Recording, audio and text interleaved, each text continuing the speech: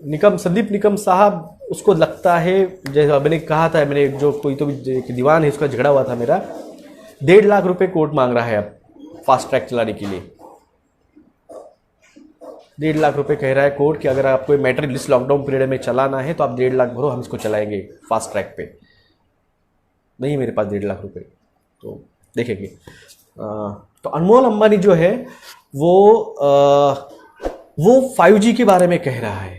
वो 5G के बारे में कह रहा है कि 5G जो लोग सोचते हैं कि वो आपको नेटफ्लिक्स बहुत फास्ट स्पीड से मिलेगा, वो दिमाग के अंधे लोग हैं। उनको पता नहीं है कि स्पीड जो रहती है वो नेटवर्क पे डिपेंड करती है। 4G को ही आप स्पीडली दे सकते हैं। जैसे नासा ने कहा था कि विसल ब्लोअर तो हम हैं, विसल ब्लोअर तो हम हैं जो 2013 से बात कर रहे हैं, जब वो 13 साल का था। आज वो 20-22 साल का है, जब वो 13 साल का था तब चड्डी पहनता था, तब से हम बात कर रहे हैं।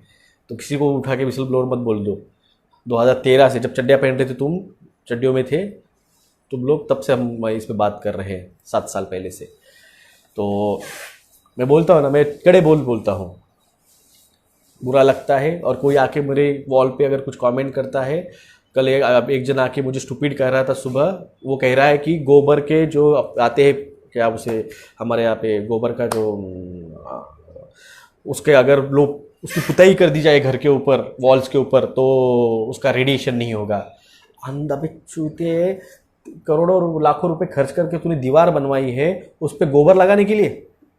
और ये कौन सा रॉकेट साइंस हो गया कि रेडिएशन से बचने के लिए गोबर पोतो? तो खुद पे भी गोबर पोत लेके घूमेंगे हम? हाँ, इससे अच्छा टावर नहीं गिरवाएंगे, इससे अच्छा टावर नहीं बंद करवाएंगे। हाँ, और आके मुझे स्टूपिड बोल रहा है। मेरे वॉल पे आके मुझसे बदतमीजी करोगे तो मैं गाली दूंगा। ये मत समझना कि डॉक्टर है, ये भी याद रखना कि मैं मनसे का कार्यकर्ता हूं। हम ठोकते पहले, बात भी करते हैं। तो सिर्फ बात कर रहा हूं, इसका मतलब ये नहीं कि डॉक्टर है। जब ये कैबिन छोड़ता हूं, ये कैबिन छोड़ने के बाद, ये चेयर छोड़ने के बाद, मैं डॉक्टर विलास जगदाड़े कम मराठा हूं। टेढ़ी बात करोगे तो ठोकूंगा भी। तो ये गलती से ये मत समझना कि प्यार से बात कर रहा है, तुमको आके इन्फॉर्मेशन दे रहा है। जब मैं सरकार से पंगा ले सकता हूँ, मैं बिल गेट्स से पंगा ले सकता हूँ कोर्ट में जाके, तो मेरी इतनी औकात है कि मैं तुमसे भी पंगा लेने की कैपेसिटी रखता हूँ, अंधभक्तों। हर्ड इम्यूनिटी के बारे में जो कहा है डॉक्टर टेट्रो ने, WHO का डायरेक्टर, जो कि डॉक्टर भी नहीं है, वो एक मैथमेटिक्स में मैट्रिक्स सब्जेक्ट का PhD होल्डर है, वो आके हम लोगों को कह रहा है कि हर्ड इम्यूनिटी ये कोई कंसेप्ट है ही नहीं लोगों में, ये सब झूठी बातें, हॉक्स है ये। बेड आप IMA के डॉक्टर्स को अब तो कहता हूँ, अब तो शर्म करो। अब मैं आपकी जमीर को चैलेंज कर रहा हूँ, अब तो शर्म करो। आइए गिरीश साहब, यही औरंगाबाद में रहता हूँ मैं। गोबर, हाँ, गोबर के पोते क्या कहते हैं उसे, क्या कहते हैं गोबर की चिप, न्यूज़ भास्कर छवि, गोबर की चिप बनती है। अगर गोबर की चिप अगर लगाने से आपको रेडिएशन से बच सकते थे आप, तो मुझे बताओ जो 40 साल से जो एक्सरे टेक्नीशियंस है, जो रेडियोलॉजिस्ट है, अरे अब तो शर्म करो रेडियोलॉजिस्ट, अब तो आया में शर्म करो यार। तुम्हारी औकात भी निकाल दिया इन लोगों ने, तुम्हारे दिमाग की। तुम्हारा इसका मतलब मैंने कल पोस्ट शेयर की थी कि अब सिविल हॉस्पिटल प्राइवेट होने वाले हैं। ये समझ लीजिए, औरंगाबाद का सिविल हॉस्पिटल यानी वो एक मेडिकल कॉलेज भी है। अगर सिविल हॉस्पिटल प्राइवेट होगा, इसका मतलब वहाँ का एजुकेशन सिस्टम भी प्राइवेट होगा। आज एक MBBS को एडमिशन लेने के लिए 1 से 1.5 करोड़ रुपए लिया जाता है, और सिविल हॉस्पिटल में वही मिडिल क्लास फैमिली का बच्चा, एक गरीब का बच्चा 20 से 25 हज़ार रुपये में, ऊपर से उनको तो अगर कैटेगरी में है तो स्कॉलरशिप भी मिलती है, फ्री में डॉक्टर बन जाता है वो। अब आपके सिविल हॉस्पिटल अगर प्राइवेट होने वाले हैं, तो आपके सिविल हॉस्पिटल से अटैच जो मेडिकल कॉलेज है वो भी प्राइवेट होने वाले हैं। आप समझ नहीं रहे हो बात को। मैं क्यों चिल्ला के आपको ये बात बता रहा हूं, समझिए। आपके गवर्नमेंट हॉस्पिटल अगर प्राइवेट हो गए, तो उससे अटैच जो गवर्नमेंट मेडिकल कॉलेज है वो प्राइवेट हो जाएगा। एक मेडिकल, आप जो ख्वाब देख रहे हो, जो 12th के बच्चे हो, जो नीट की एग्जाम दे रहे हो, जो सोचते हैं कि हम प्राइवेट में नहीं ले सकते एडमिशन। जैसे हमारे यहाँ पे एक बच्चे ने मेरे पास डाली थी पोस्ट कि उसने आत्महत्या कर ली क्योंकि उसका नीट में स्कोर अच्छा आया नहीं आया, और उसको जो उसकी अपेक्षा थी, एक्सपेक्टेशन था कि उसको रिजर्वेशन मराठा कैटेगरी से जाके उसको मेडिकल में एडमिशन मिल जाएगा, मगर मराठा आरक्षण खारिज हो चुका है तो उसने सुसाइड कर लिया। कितने बच्चे बैठे अपेक्षा में कि जिनके पास पैसा नहीं है और वो जाके प्राइवेट के में दाखला नहीं ले सकते हैं, वो गवर्नमेंट के सीट्स पे अपेक्षा कर रहे हैं। और गवर्नमेंट के मेडिकल कॉलेजेस अगर प्राइवेट हो जाएंगे तो मेडिकल कॉलेजेस भी प्राइवेट हो जाएंगे। Doctors, it's now about our ethics, it's about the doctor relations and doctor protocols. अब तो शर्म करो यार, एफएमटी में सीखे सेकंड ईयर में, अब तो बात करो। हर्ड इम्यूनिटी पे आ गई ये बात। एक पोस्ट आई थी पिछले महीने जिसमें ये WHO का डायरेक्टर कह रहा था और ये भारत के आरोग्य मंत्री कह रहे थे कि माँ के दूध से बच्चों में इम्यूनिटी नहीं आ सकती है। ये कौन सी बात है भाई, ये कौन सी बात है? ये लोग पूरी मेडिकल सिस्टम के जो नींव है उसको हिला रहे हैं। आप डॉक्टर बने हो सिर्फ पैसे कमाने के लिए नहीं बने हो, एक शपथ भी ली जाती है डॉक्टर बनने के बाद ह्यूमैनिटी की, उसको भी भूल रहे हो। गाड़ी बंगले ऊपर नहीं ले जाओगे भाई साहब, अगर लग जाएगा ना तो जब आपका ब्रेन डैमेज हो जाएगा, लूड़े पंगड़े पोलियो पैरालाइज हो जाओगे, तो कार के एक्सीलेटर, भले तुम्हारे पास मर्सिडीज होगी, उसके एक्सीलेटर पे पैर नहीं रख पाओगे ना, उसका स्टीयरिंग पकड़ पाओगे। डॉक्टर्स, हर्ड इम्यूनिटी को अगर आप इस तरह से एक्सेप्ट कर रहे हो उस बोगस टेट्राओ के कहने पे, इतना याद रखिए, बुरा आदमी तभी तक बुराई करता है जब तक खामोश आदमी, सच्चा आदमी उसको खिलाफ बात नहीं करता है। ये लोग तभी तक बात कर सकते हैं जब तक आप जैसे डॉक्टर्स बाहर आके इस पे बात नहीं करोगे।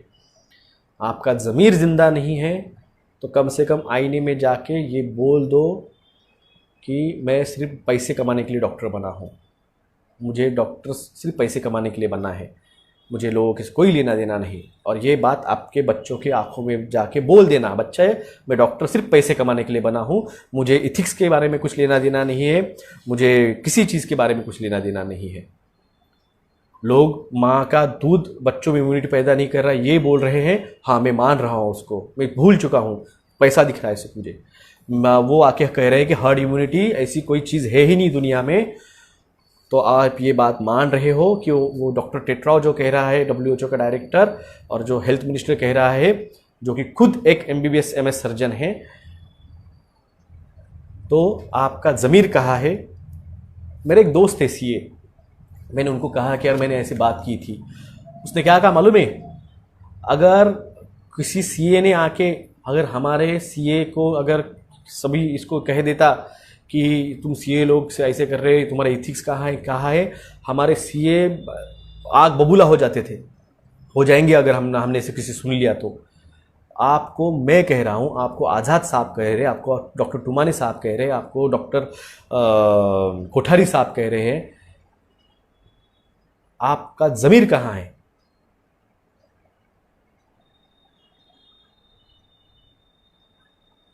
हर्ड इम्यूनिटी नहीं है। क्या बात कर रहे हैं यार लोग, हर्ड इम्यूनिटी नहीं है।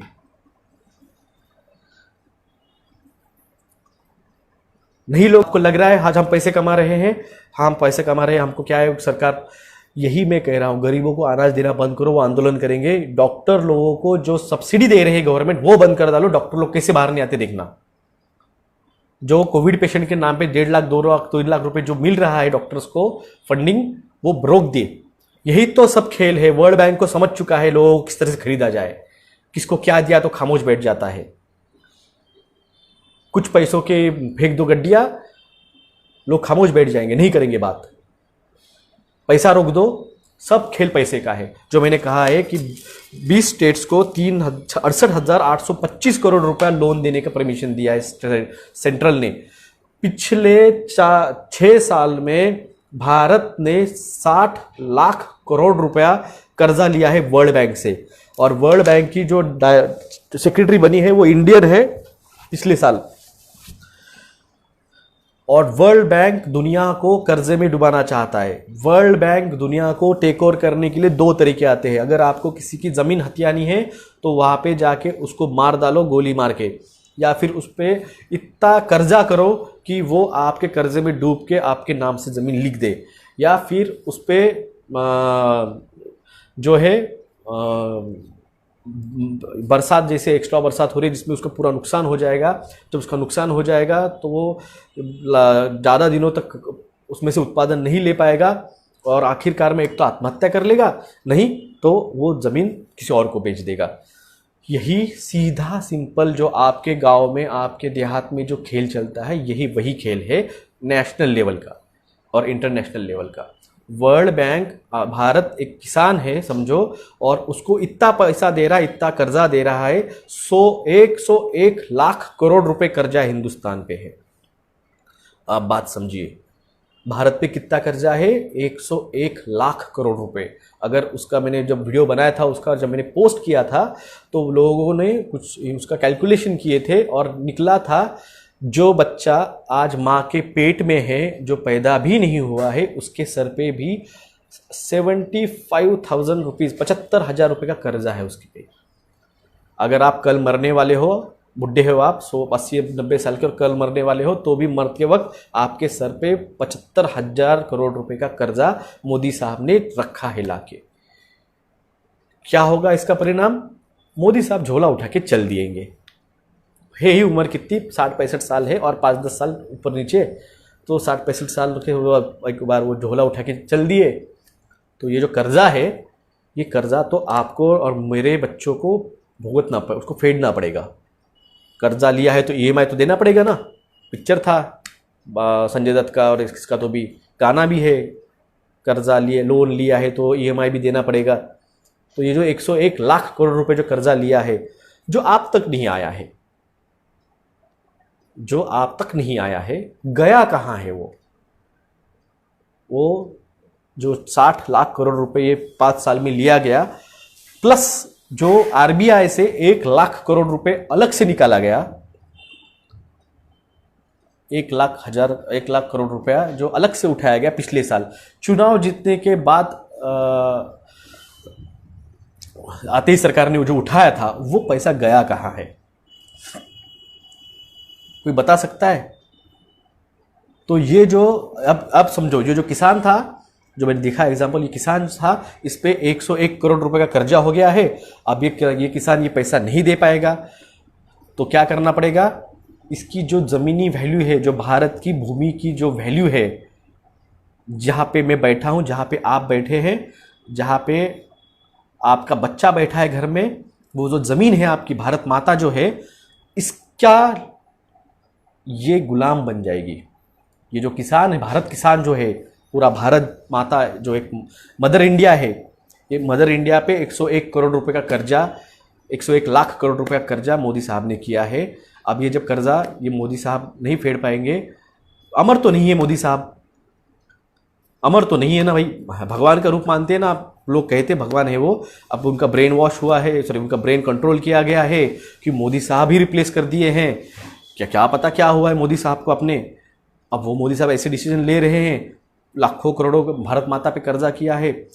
कन्याकुमारी से लेकर कश्मीर तक और आसाम से लेकर मुंबई तक जो भारत का जो भूभाग है, ये भूभाग कर्जे में है। भारत का 140 करोड़ लोक संख्या, उस पर हर एक के सर पे 75,000 रुपये कर्जा है। जब ये फिटे हम दे नहीं पाएंगे तो क्या होगा?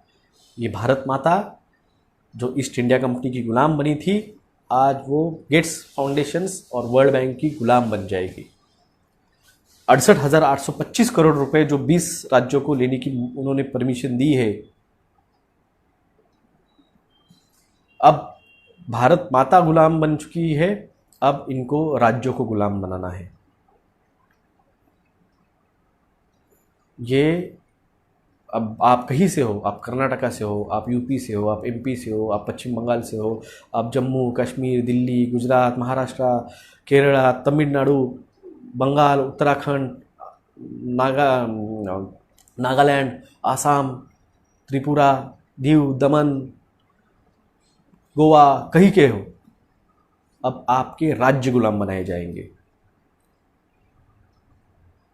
सिस्टम वाइज जो है, सिस्टमेटिक तरीके से जो है वो ख़त्म किया जा रहा है लोकतंत्र। सिस्टमिक वे से आपको गुलाम बनाने की पूरी ज़बरदस्त प्रोसेस चालू है।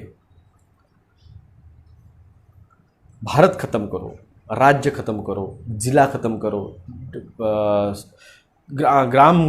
ग्रामीण व्यवस्था ख़त्म करो, और फिर भी आप जाग नहीं रहे हो। विरोध करोगे, कंसंट्रेशन कैंप में डाल देंगे। क्या होता है कंसंट्रेशन कैंप में? 1996 में आप देखिए जाके चाइना में, वहाँ पे 50 लाख लोगों को कंसंट्रेशन कैंप में डाला गया था, और उनके जिंदा अंगों को, बॉडी पार्ट्स को जिंदा काट के बिना एनेस्थेसिया दिए निकाल के ब्लैक मार्केट में बेचा गया था। चाइना ऑर्गन हार्वेस्टिंग स्कैम 2014 डाल के देखिए, वहाँ पे वो डॉक्टर जिसने सब उजागर किया है, यूएन में जाके बात की है। आपको लगता है फेमा कैंप में झूठ बात कर रहा हूँ, जाके फेमा कैंप्स इन अमेरिका डाल के देखिए, आपको दिख जाएगा। मैंने उसके यूट्यूब लिंक्स शेयर किए हैं यहाँ पे। चाइना में जाइए, कंसंट्रेशन कैंप डाल के देखिए। ऑस्ट्रेलिया में जाके कंसंट्रेशन कैंप देखिए। जब वहाँ पे उन कंट्रीज़ में कंसंट्रेशन कैंप बन रहे हैं, भारत में तो बने हुए हैं, आप भूल गए हो।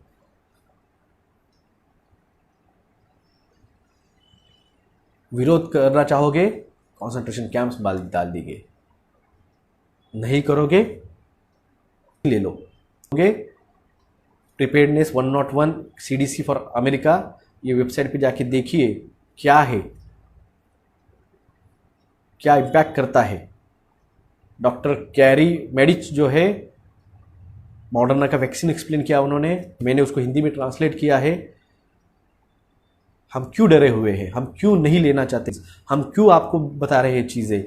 हमें कोई शौक नहीं है आपके सामने आके ये सब बातें बताना, मुझे कोई शौक नहीं है, मगर मैं नहीं बताऊंगा तो कोई नहीं बताने वाला आपको, ये मुझे पता है। मेरी मजबूरी है आपको बताना।